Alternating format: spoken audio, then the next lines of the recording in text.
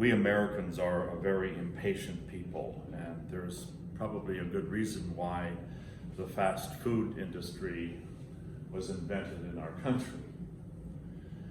We at some point decided that it wasn't enough to go into a cafe and order something from the menu and then wait 10 minutes.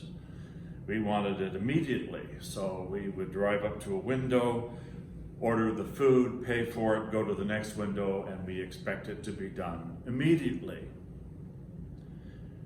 Unfortunately, we have been a people who tend to look to our faith in the same way. Many of our brethren who are Protestants expect a service to start at a single hour and end 1 hour later, and if it goes a little further than that, they're upset. It has to be only an hour. Never mind, they can watch a football game that goes on for hours on television, but that service has to be done immediately.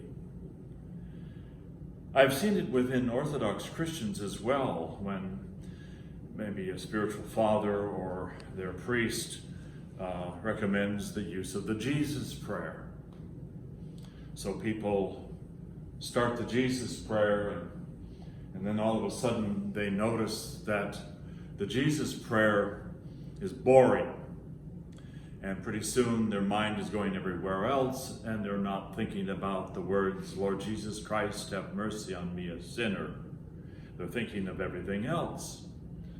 And pretty soon they think, oh, well, why bother? I hear the same thing, or have heard the same thing over the years from people who try to keep the tradition of doing the morning and evening prayers from the prayer book. Well, it's just repetition. We don't go as far as some of our Protestant brethren to say that, well, it's vain repetition, but we find it boring and we don't continue with it. So maybe we've done it a few times when we first became Orthodox, and we light the lampada and we stand in front of our icons and we make the sign of the cross piously and we say the prayers. And then maybe a month later we're thinking, oh, I don't have the energy to do this morning. Or I'm too tired, I'm just going to watch the news and go to bed.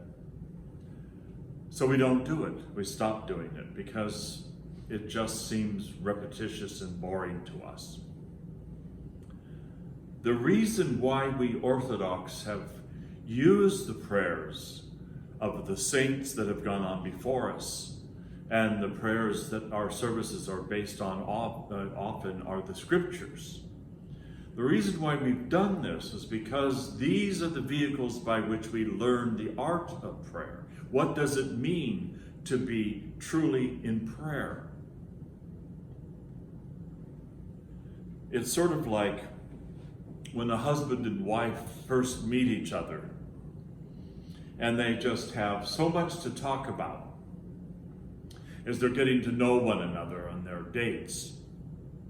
And then we jump forward to their latter years in life, and we see an elderly couple sitting maybe in the lobby of a hotel, and they're not even talking, they're just kind of holding hands and sitting there. And there's a depth to that relationship that doesn't involve or doesn't necessitate talking. And that's when our prayer rule ultimately can lead to the same kind of relationship with God. It's not about vocabulary, it's about the heart.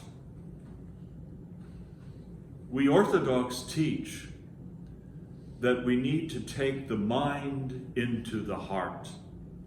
It's this noetic knowledge of the heart that makes us go deeper into the faith. But in order to do that, we have to start with the mind. It's the same way with our prayer. We have to start with the mind. We have to discipline the mind. It's like pumping iron.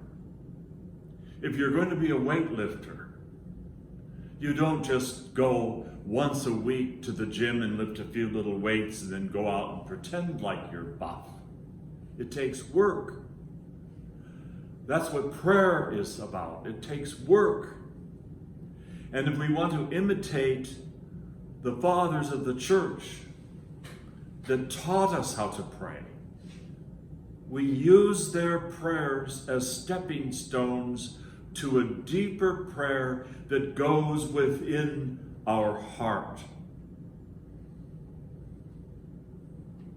This is why the Jesus prayer, even when it seems repetitious and cold and it's just there, is such a great aid to going inwardly in our prayer role. Is because every time we say, Lord Jesus Christ, have mercy on me, a sinner, we are recognizing the lordship of Christ. We are recognizing the ability of Christ to have mercy on us. We are recognizing that even the air that we breathe is flowing from God's mercy. We recognize that the relationship that we are building upon that seems so trivial and futile at the beginning goes deeper and deeper and deeper because we are putting energy into it. It's not about sitting back with our feet on the ottoman. It's not even about emotion. It's not about thinking. It's about an intuitive knowledge of the heart, bringing the mind into the heart. And the only way that can happen, is if we work on it. If we work on it. I remember a young man told me once that although he felt drawn to orthodoxy because of the profound depth of our teachings, he found the services to be boring. And I said, that's because you haven't gone into the service yet. Oh, well, I've been attending services. That's not my point, I said. In order to make the services your own, you have to be committed to making it your own. You have to be consistent. That's why the Jesus prayer can be such a great aid. Because when your mind is tending to go elsewhere, oh, isn't that an interesting jacket she's wearing today? Or, we have a different visiting priest. I wonder what kind of sermon he's going to give. It's not about that. It's about immersing yourself in worship of the Holy Trinity. And it takes rehearsal.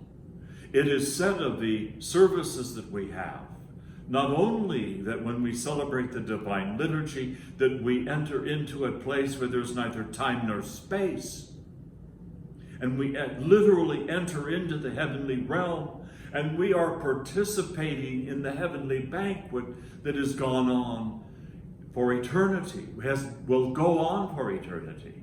And someday, God willing, after our death, we will be participants in that heavenly banquet with all those who have gone on before us. But it is also, here and now, a rehearsal for that heavenly worship that is liturgical. Now is the time. Now is the time to prepare for eternity. We were not created for this life.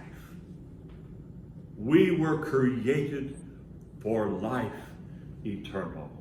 Through the prayers of our holy fathers, Lord Jesus Christ, our God, have mercy on us and save us.